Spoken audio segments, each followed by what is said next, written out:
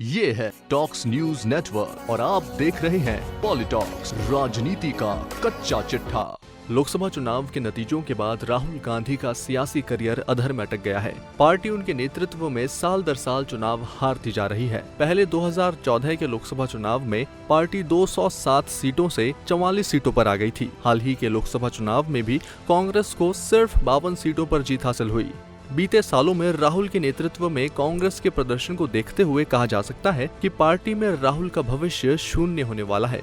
हालांकि कांग्रेस दिग्गज चाटुकारिता के कारण उन पर अध्यक्ष पद पर बने रहने के दबाव बना रहे हैं, लेकिन इससे कांग्रेस को लाभ नहीं बल्कि आने वाले दिनों में बड़ा घाटा होने वाला है। लेकिन गांधी परिवार का कांग्रेस में ही हाल खराब है, ऐसा नहीं है। बीजेपी में मौजूद गांधी परिवार के 2 सदस्यों के राजनीतिक भविष्य की संभावनाएं भी कुछ खास नहीं दिख रही है। बीजेपी के भीतर इन नेताओं को हाशिए पर ले जाने के प्रयास शुरू हो गए हैं। इसका नमूना टिकट वितरण के दौरान पहले ही देखा जा चुका है, जिसमें पार्टी आलाकमान की ओर से मेनका गांधी को सीधे तौर पर कहा गया था कि पार्टी इस बार परिवार के एक सदस्य को ही लोकसभा चुनाव में पार्टी का प्रत्याशी बनाएगी। हालांकि मेनका गांधी के विरोध जताने और मुद्दे को हवा मिलने की आशंका के चलते पार्टी ने पीलीभीत से वरुण और सुल्तानपुर से मेनका गांधी को प्रत्याशी घोषित कर दिया। यूपी में बीजेपी को मिली बम्पर कामयाबी के बाद मेनका आश्वस्त थी कि उन्हें 2014 की तरह मोदी मंत्रिमंडल में शामिल किया जाएगा। मेनका प्रधानमंत्री कार्यालय से फोन का इंतजार ही करती रही, लेकिन फोन नहीं आया। मेनका या वरुण के मोदी मंत्रिमंडल में शामिल नहीं होना इस बात का साफ संकेत है कि गांधी परिवार की राजनीति बीजेपी में रसातल की ओर है।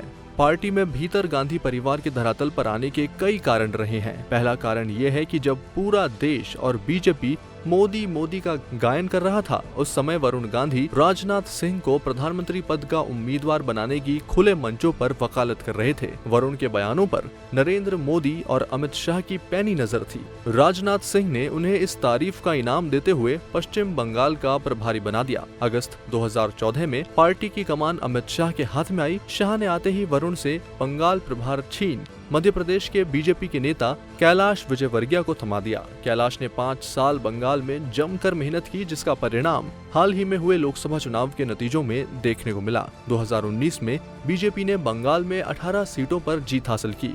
बंगाल में बीजेपी के शानदार प्रदर्शन के बाद कैलाश का सियासी कद बढ़ना तय माना जा रहा है। अगर वरुण बंगाल में प्रभारी के तौर पर अच्छा कार्य करते तो अमित शाह उनसे प्रभार नहीं छीनते और आज बंगाल में जीत का सेहरा कैलाश विजयवर्गीय के ना बंध कर वरुण के सिर बंधता। 2017 के विधानसभा चुनाव में भी वरुण को उम्मीद थी कि इस बार पार्टी उन्हें सीएम के चेहरे के तौर पर उतारेगी, इसलिए वरुण ने दावेदारी जताना शुरू कर दिया।